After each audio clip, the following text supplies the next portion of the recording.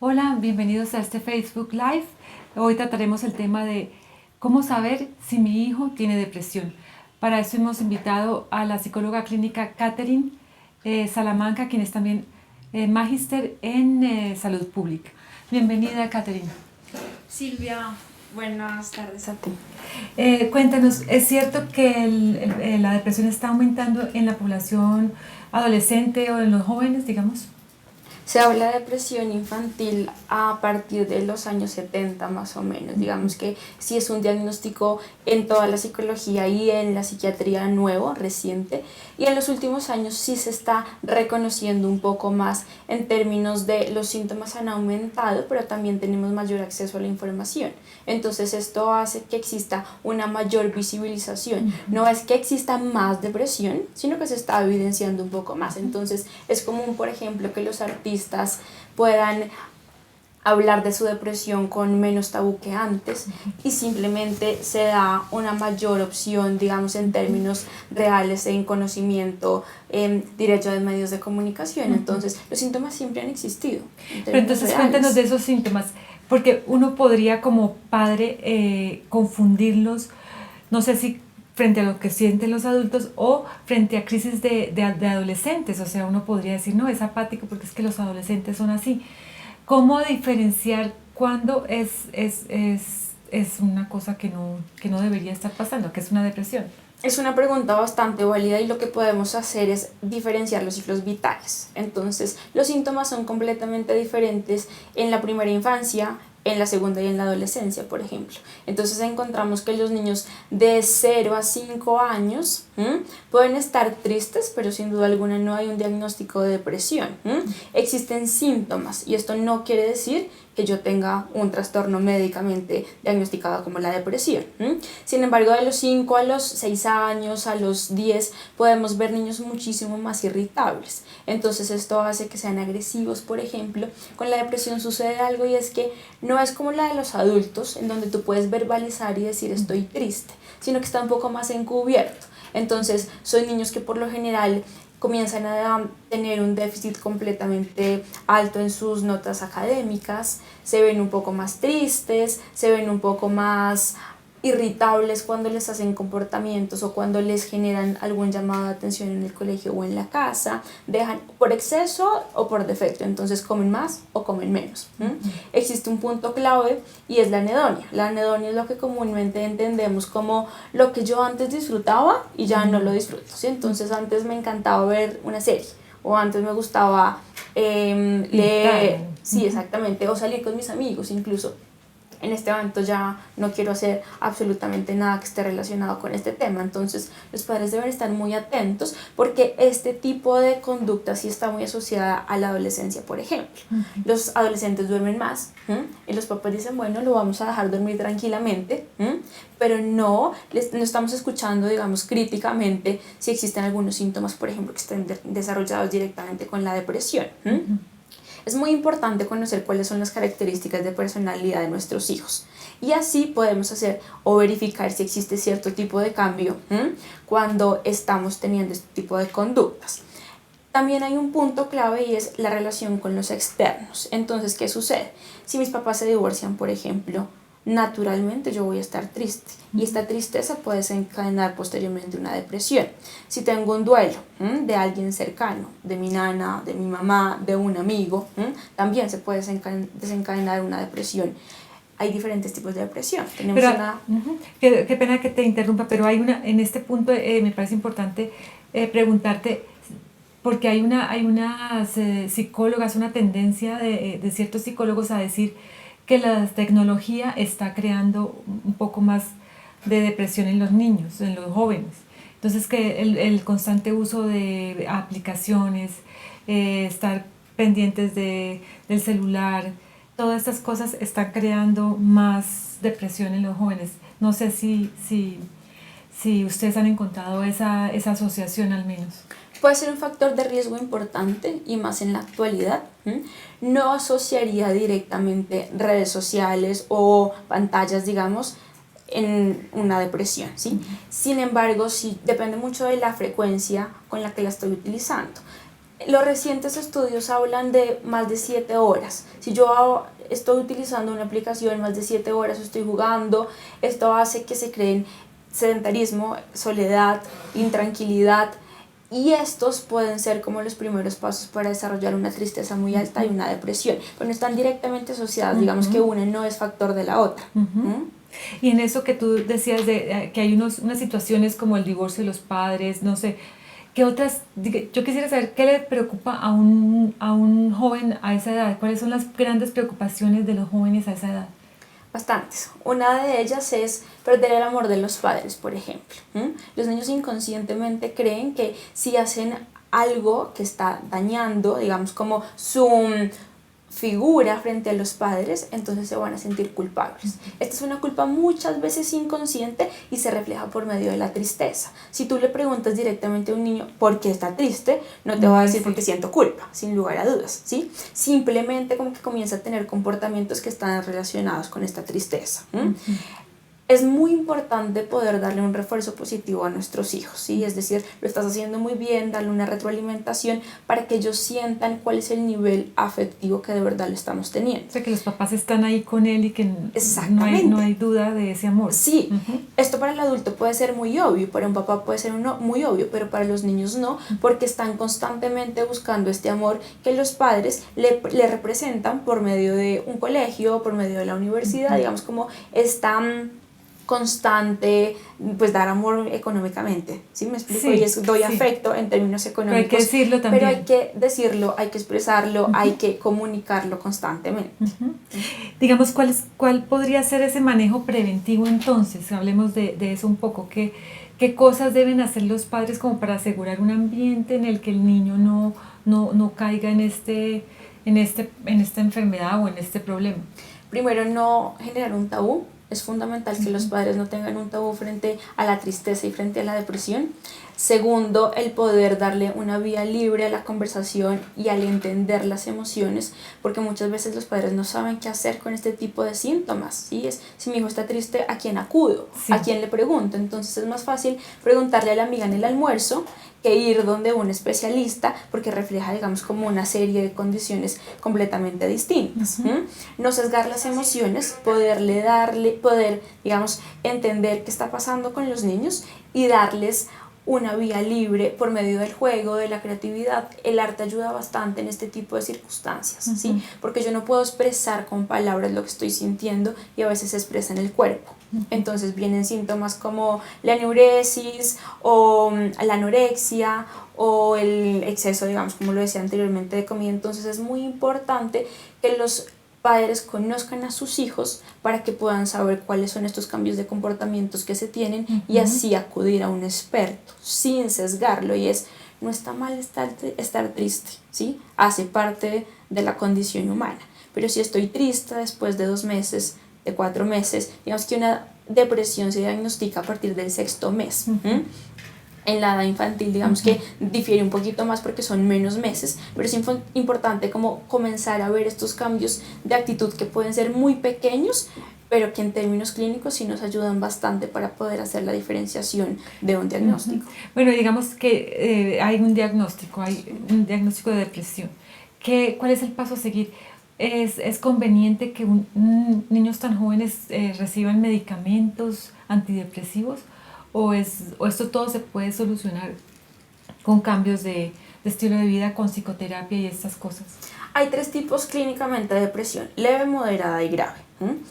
Lo que se recomienda es, si yo tengo un hijo que está en una depresión clínica, leve y moderada, lo más recomendable es que tenga un cambio de hábitos importantes y que por medio de la psicoterapia efectivamente sí pueda generar un cambio significativo en su nivel de adquisición de conductas diferentes. Entonces puedo tolerar mis emociones de una manera distinta.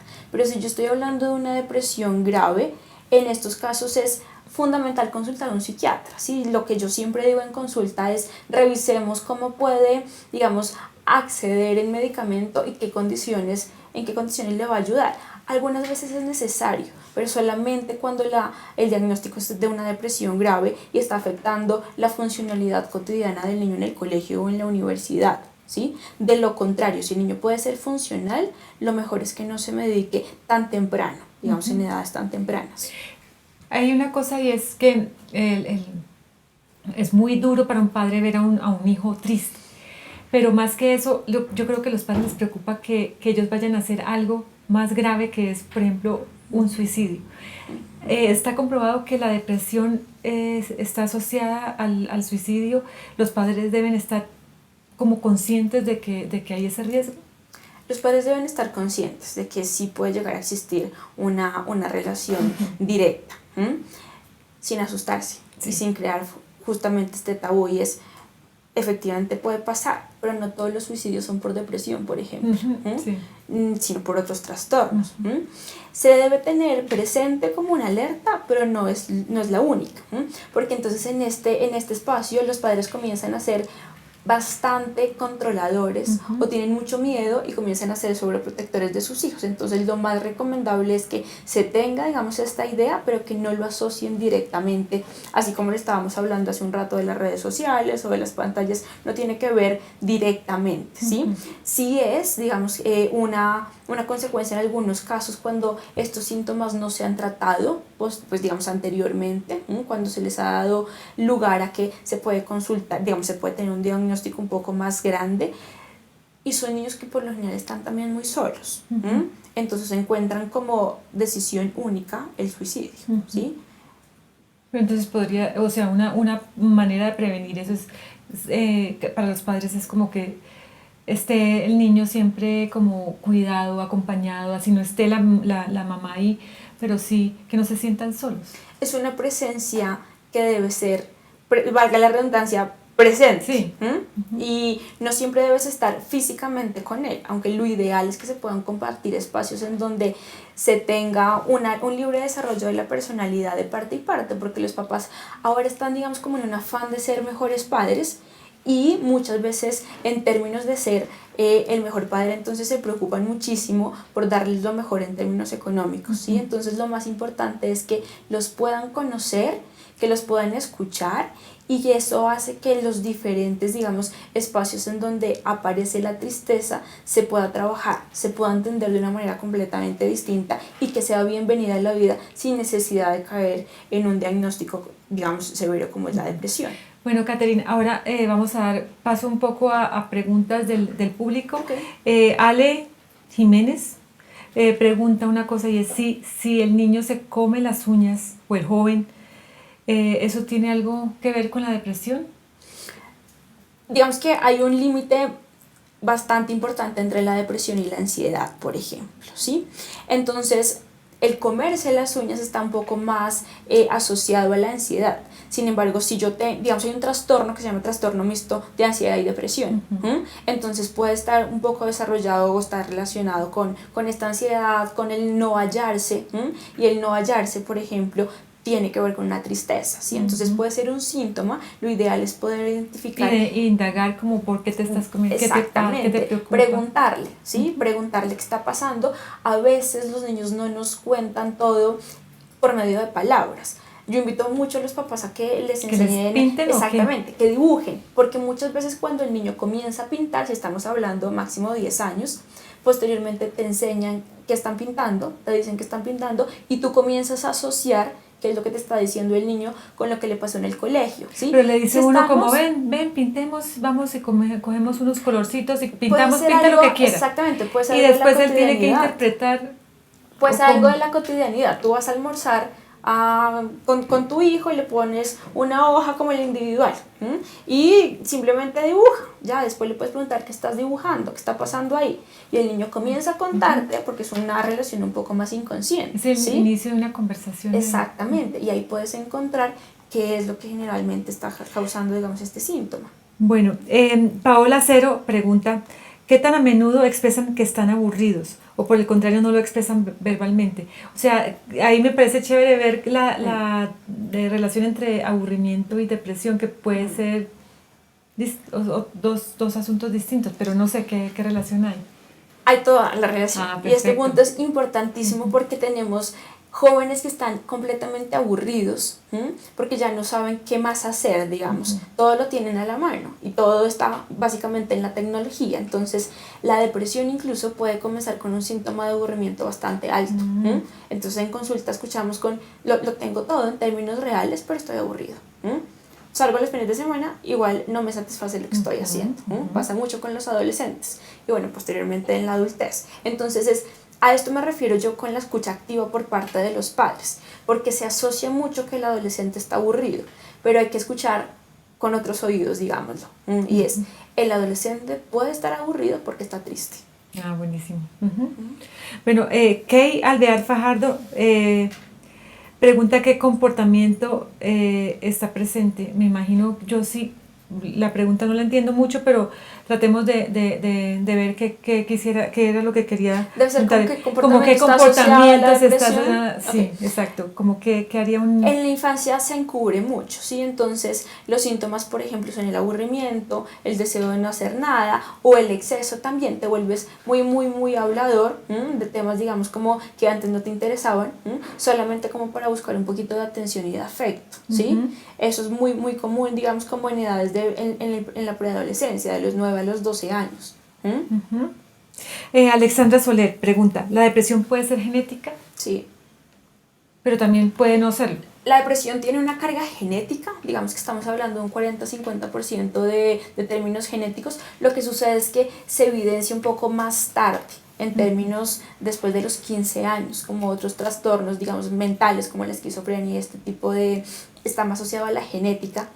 Sin embargo, es fundamental consultar a un psiquiatra, a un psicólogo clínico para hacer esta diferenciación, ¿sí? Si en mi familia exactamente, hay inicio, hay digamos como historia de depresión, es posible, existe alguna posibilidad en donde esta depresión sea congénita, digamos. Pero también puede pasar puede que no. al azar, o sea, sin necesidad de que esté ligada a...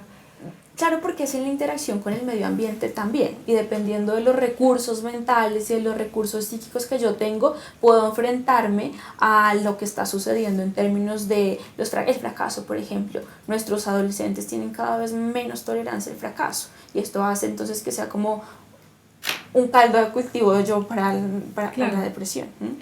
Yo me pregunto cuál es el papel de los amigos en estos casos. O sea, entiendo que yo no sé si todavía, pero era muy común que la gente guardara esos diagnósticos como bien escondidos, o sea, depresión, no cuente, no diga nada.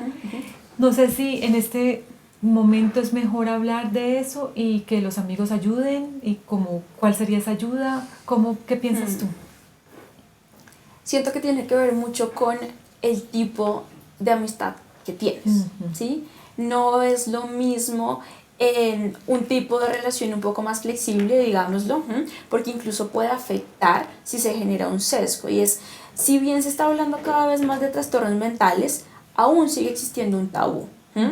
Depende mucho a quién se lo estoy contando y cuál es el tipo de relación que yo estoy entablando. Si es alguien que me puede dar contención en la adolescencia, por ejemplo, ayuda, si me puede apoyar, si no lo está sesgando, porque incluso puede ser contraproducente en términos relacionales. A qué voy es, lo estoy contando libremente, pero puede ayudar a que mi autoestima cada vez esté disminuyendo más, porque entonces viene cierto tipo de rechazo, o se asocian conductas, y también está relacionado con el bullying, por ejemplo. Exactamente, entonces depende muchísimo de cuál es el vínculo genuino, cercano que yo tengo con esa persona, sí. O sea, hay que mirarlo ahí. Bueno, hay una pregunta que me gusta mucho, y es cómo diferenciar, la hace Paula Cero, cómo diferenciar la tristeza de la depresión. Vamos, porque tú decías, es posible que estén tristes, o sea, eso no es ninguna emoción no es una emoción que se deba ocultar ni recriminar, pero cómo distinguir que no es depresión. La tristeza es un estado emocional completamente natural en el ser humano. Desde los 4 o 3 años yo puedo estar triste hasta que me muera en realidad, ¿sí? La diferencia es la frecuencia de esta tristeza. Si esta tristeza va más allá de los 4 o 5 meses, absolutamente todos los días, estamos hablando de una depresión. Pero no siempre que yo estoy triste estoy depresivo. Comúnmente se tiene, digamos, como esta asociación, pero en términos clínicos sí hay una diferenciación significativa. Y si a eso le sumas que dejo de desarrollar actividades que antes tenía, como lo hablábamos, podemos estar hablando de un diagnóstico de depresión. Perfecto. Sofi Guerrero pregunta, cuando adoptan la conducta agresiva, ¿puede estar pasando por un cuadro depresivo? No siempre. No siempre, porque si yo tengo un adolescente que es agresivo y tiene una característica de personalidad agresiva y con un poquito de extroversión, por ejemplo, seguramente no va a estar depresivo. Ahí lo importante es como el cambio que sí, tenga. El cambio, exactamente. Y esto sí lo pueden saber mucho los padres, porque no siempre que alguien esté siendo agresivo está teniendo depresión, pero si estos cambios son abruptos, podemos estar hablando de tristeza, ¿sí? Es común que en la adolescencia exista cierto tipo de diferenciación con los padres, por tanto respondemos de una manera agresiva. Si esto es incidente y además vemos que se encierra cada vez más en su cuarto y que está dejando de comer, por ejemplo, y que además no sale con sus amigos, que tiene como actividades un poco más solitarias, podríamos estar hablando, digamos que hay una diferencia en términos de la línea es muy delgada, ¿sí? Entre la adolescencia, por ejemplo, y sus comportamientos y la depresión, pero no siempre que soy agresivo puedo tener un diagnóstico de estos. Uno de los síntomas en donde se puede estar encubriendo sí es en la agresividad y en la irritabilidad, pero no es una causa directamente asociada. Pero entonces uno cómo hace, debería, hablemos del adolescente concretamente, entonces uno cómo haría, como indagar más o preguntarle muchísimo más, ¿sí? Saber cómo están siendo sus relaciones sociales, por ejemplo, qué está pasando con sus amigos en el colegio o en la universidad, qué está pasando en su día a día, si en ese momento hay fracasos o no, fracasos que nosotros podemos identificar como pequeños, pero para ellos pueden ser muchísimo más grandes porque en la adolescencia todo se magnifica. Entonces esto hace que sienta que los demás tienen la culpa. Entonces por eso soy agresivo, porque el profesor es el que me está poniendo mala nota o mi mamá es la que me hace llegar tarde al colegio. Entonces a mayor nivel de magnificación, digamos, de los eventos, mayor nivel de agresividad. Cuando hay cambios tan abruptos, efectivamente hay que prestarle muchísimo más atención. Si tengo un adolescente que por lo general es tranquilo o es un poco tímido y de repente comienza a ser un poco más agresivo, pues podemos prestarle muchísima más atención. Bueno, hay una pregunta chévere y es de Lau Gutiérrez, que si una niña de 3 años puede sufrir depresión, uno creería que un niño de 3 años es un niño que no puede sentir depresión, pero no sé, o sea, ¿desde qué edad se puede dar este? Pueden existir síntomas, pero no se diagnostica depresión a esta edad, ¿sí? Y estos síntomas están desarrollados en términos del contexto, por ejemplo, ¿sí?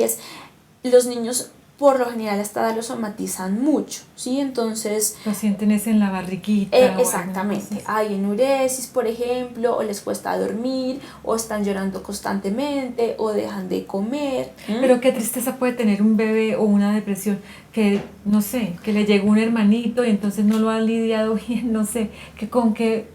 En esta edad encontramos, digamos, que la relación está completamente asociada con sus padres. Entonces, por ejemplo, cuando hay un niño no deseado, se siente, ¿sí? Cuando hay relaciones familiares conflictivas y mis papás están peleando y yo estoy en la cuna, se siente. Y comienza a expresarse toda esta tristeza, aun cuando no hay una verbalización, sin embargo, en términos emocionales sí se siente. Increíble. Bueno, sigamos con otras, tenemos muchas preguntas para ti. Gustavo Hernández pregunta, ¿qué salidas habría para las personas que no pueden recibir tratamiento en el sistema público de salud? Esa es una gran pregunta, ¿no? Sí. O sea, en este momento, pues hay un cubrimiento, pero me imagino que no es suficiente como para hacer un buen tratamiento en temas de depresión o... Pues digamos que el sistema de salud en Colombia va, ¿sí?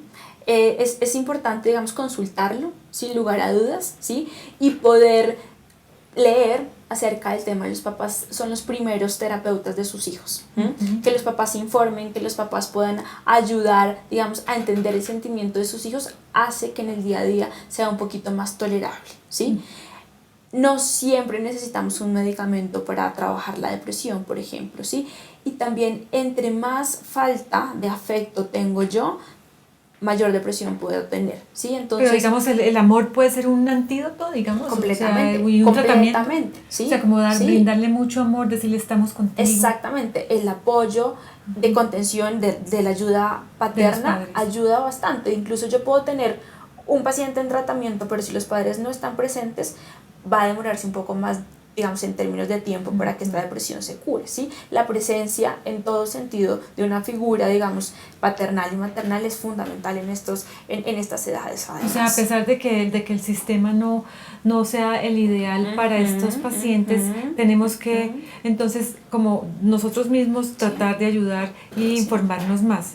Tal cual. Después, no sé si después nos cuentas dónde nos informamos de esto.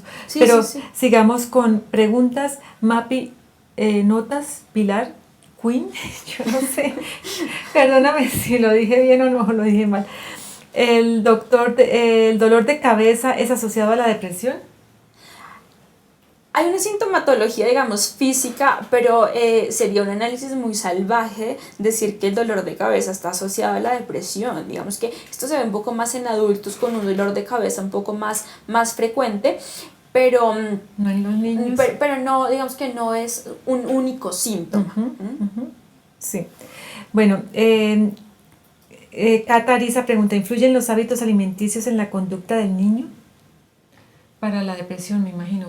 Los hábitos alimenticios, o sea, lo que coma. Digamos que en términos generales se recomiendan unos muy buenos hábitos. Entonces, el comer a horas, el saber cuál es la dieta que debe tener su hijo, el que no se alteren, digamos, estos alimentos en los fines de semana, por ejemplo. Pero no es que si yo como más verduras voy a tener menos depresión o más depresión. Digamos que efectivamente no, pero sí debo tener unos muy buenos hábitos en términos generales en la infancia.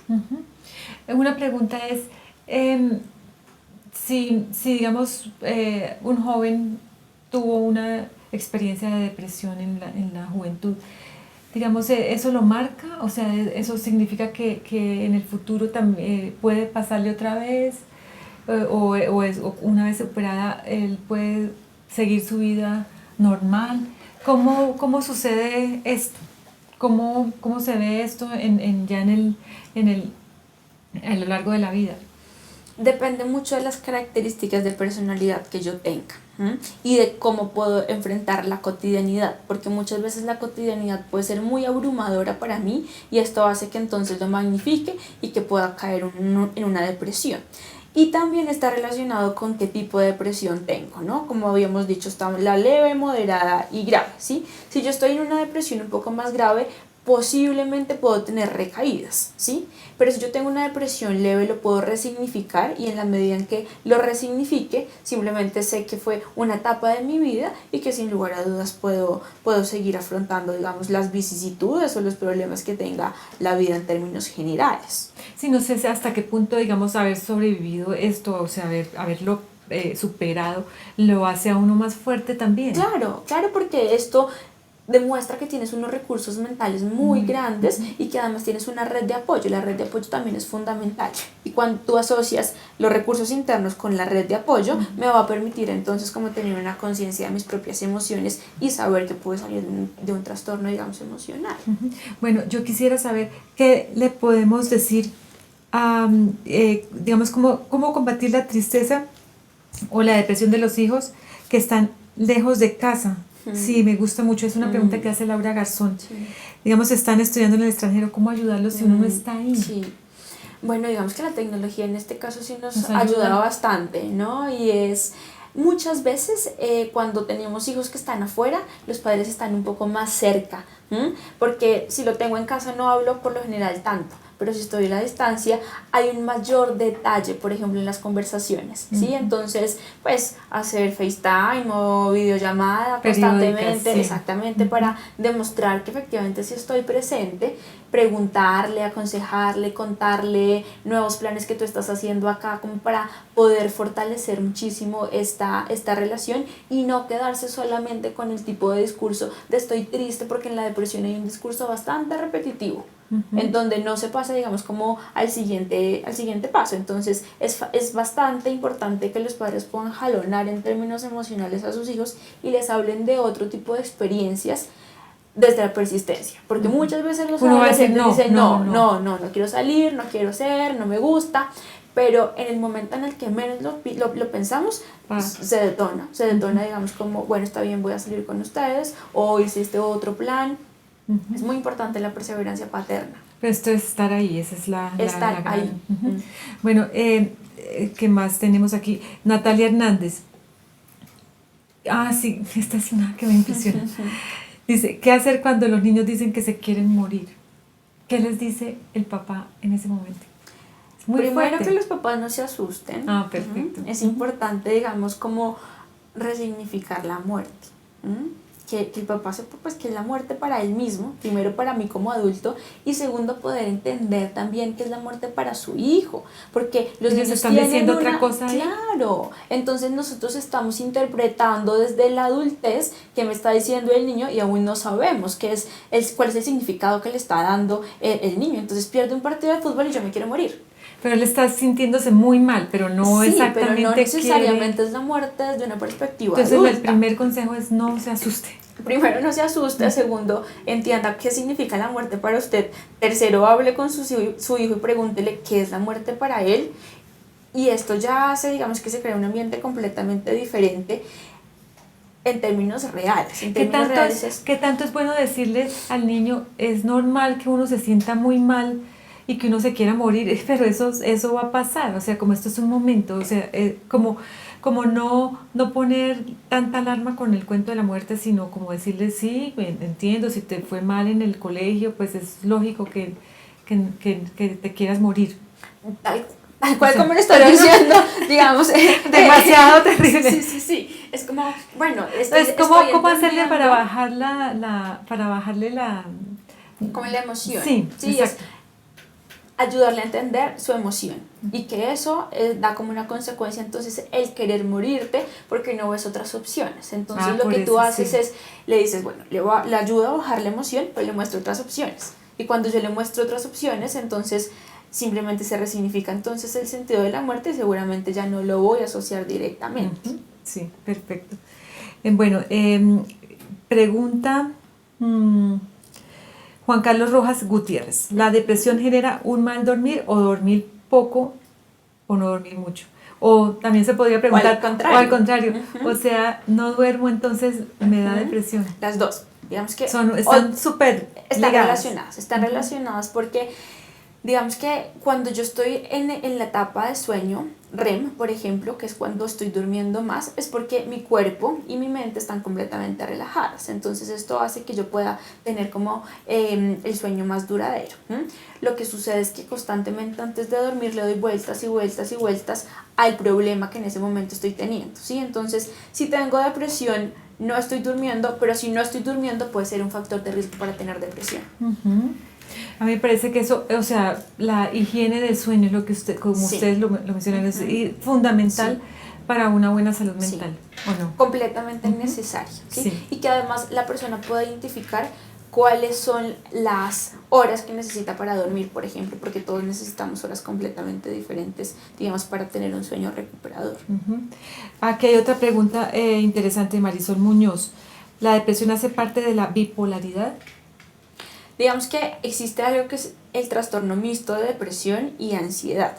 Y en el trastorno bipolar 1 puedo tener episodios de depresión en la primera etapa, solamente en la primera etapa, y luego puedo, digamos, como tener depresión y ansiedad, o depresión y un poco más de felicidad. Entonces sí estamos hablando que hace parte de lo que nosotros llamamos trastorno afectivo bipolar 1.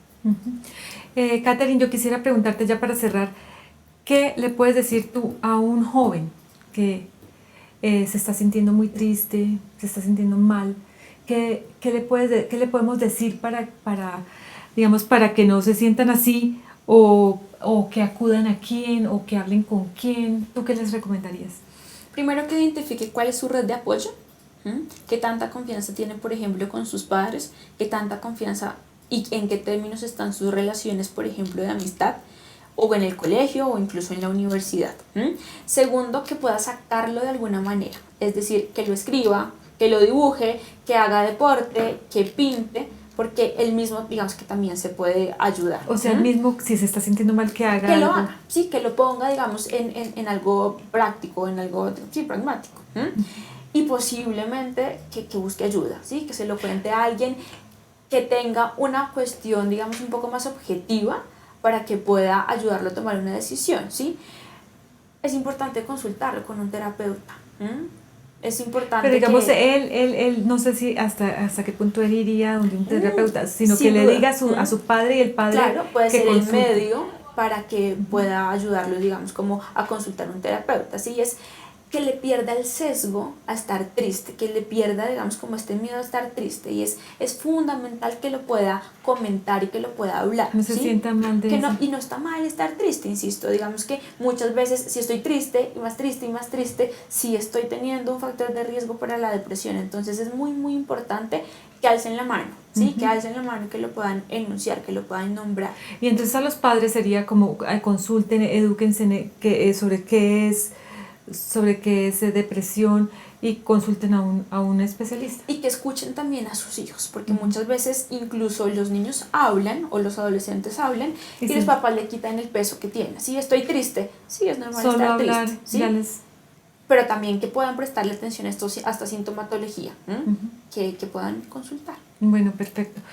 Pues Catherine, mil gracias por este tema. Me parece que es de la mayor importancia. A ustedes les agradecemos mucho por habernos acompañado y nos veremos en otra oportunidad.